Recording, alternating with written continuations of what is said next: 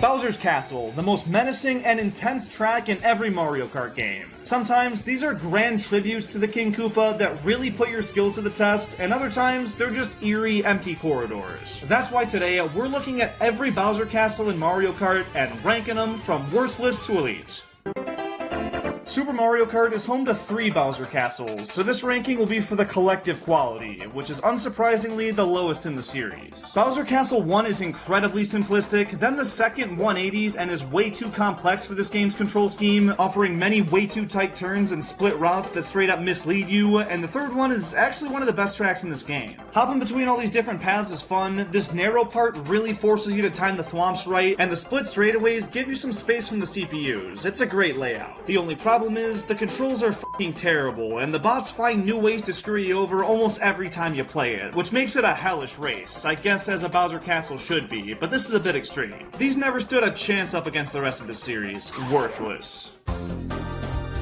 Mario Kart 64 makes Bowser's Royal Quarters pretty frickin' mediocre if I'm being honest. The music is more unsettling and eerie than outright threatening, which matches that of his other castles on the N64 and gives it a more unique feel compared to the rest of these entries. It takes you through the courtyard, complete with a fire-breathing Bowser statue, nice touch. It takes you up a spire, across rooftops, and through the castle itself, which gives you some nice variety, but the actual castle the course is named after just isn't anything special. There's really nothing that screams Bowser beyond these goofy portraits toward the end. Dude's a narcissist, fucking prove it. It's more of a thwomp castle than anything, and these bastards make it tough. The ones that follow you to the end of the hallway and slam down in your path are almost unavoidable, and the guys right behind it to block the doorway pretty much guarantee a hit somewhere. And that's a theme throughout this castle. You're gonna hit stuff. The driving mechanics are just not precise enough to maneuver this place properly. It feels a lot like the original in that way. Tight hallways and wide turns don't mix well, which makes it a challenge, yes, but you're more fighting the controls than the course itself, so worthless.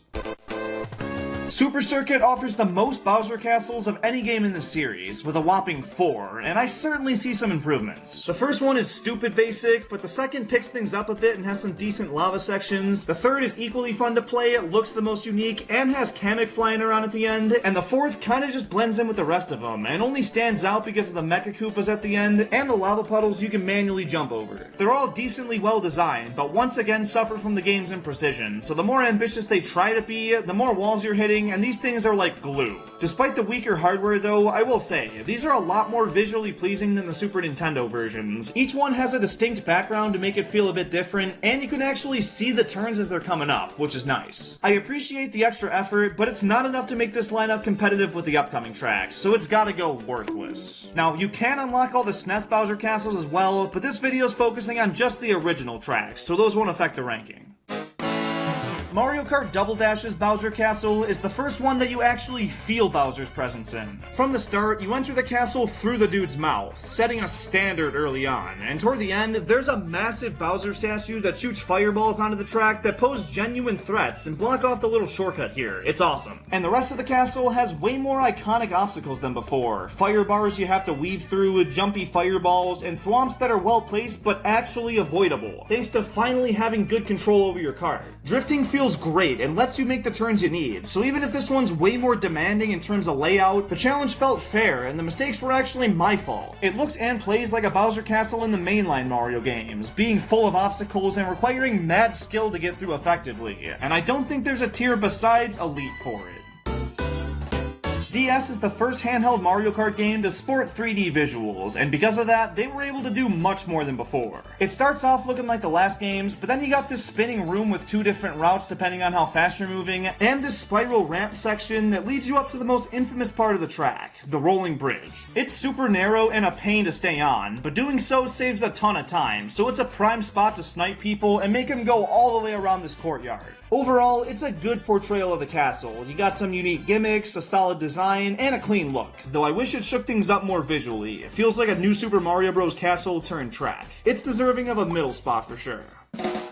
This might be a hot take, but Mario Kart Wii's Bowser Castle was a little underwhelming. It's still a really good track for the game, but where other Bowser Castles experiment and offer something new, this one's basically a souped-up version of Double Dashes. It starts out almost the exact same. Sure, you fly off a bridge first, but you enter the castle through an identical-looking Bowser head, and it's even got the same split paths as before. They're just wavy now. Ooh. The main gimmick to this one is a giant Bowser statue that shoots fireballs down the center of the driving lane. Now, which one does that sound like? It's a bit unique in that you have to go up a couple half-pipes to avoid them, but they're always shot in the same trajectory, so it's wildly predictable. At least the GameCube one moved from side to side and served to occasionally block a shortcut. This is more spectacle than substance. Now, objectively, yes, it's an improved version of the older one, and it's still a super fun track to play, but the lack of innovation makes me hesitant to give it elite, so I'll put it in still amazing tier. Bowser's real estate venture in Mario Kart 7 feels very generic and safe. It really tries to work in these new gliding and water sections, to its own detriment. While it's cool to have lava underwater, it feels a bit unnecessary, and the glider section at the end is a straight shot to the castle with no player interaction needed. I think the castle interior is well decorated, and everything drives pretty nicely thanks to Mario Kart 7's very polished gameplay, but there's no aspect of it that makes it memorable. If all of these castles were made for the same hardware, I'm confident this would be one of the worst ones. Most if not all of the SNES and GBA track remakes blow this out of the water section that doesn't belong here, so it deserves to be in worthless tier. Mario Kart Arcade GP and GP DX both feature two Bowser-themed tracks, Bowser's Castle and Castle Wall, both of which actually kinda slap. I know they're arcade tracks and the designs are nothing special, but some of the visuals are gorgeous. You get a sweet-looking exterior, a giant hologram Kamek, a Bob-omb factory with King Bob-omb chilling on the sidelines. It's got some sick ideas. These are the best-looking tracks to come out of these arcade games, and given what they had to work with, they exceeded my expectations, so I'll give them credit alongside the Wii and DS versions. Mario Kart 8's Bowser Castle is fucking rad, no better way to put it. It's got the most impactful Bowser monument in the series. He slams his fist into either side of the track, causes the entire thing to wobble, and flattens anything in the way. This takes what the GameCube and Wii entries did and makes Bowser feel even more involved and more powerful. And the freaking music, oh my god, it does not need to rock out this much, bro cooked. And that energy bleeds into the track design too. It feels heavy metal when you're driving along. The lasers shooting at you, the fire bars, the spike pendulums, you're weaving through danger and living on the edge like never before, and it feels badass. It tops every previous iteration and jumps straight up to elite tier.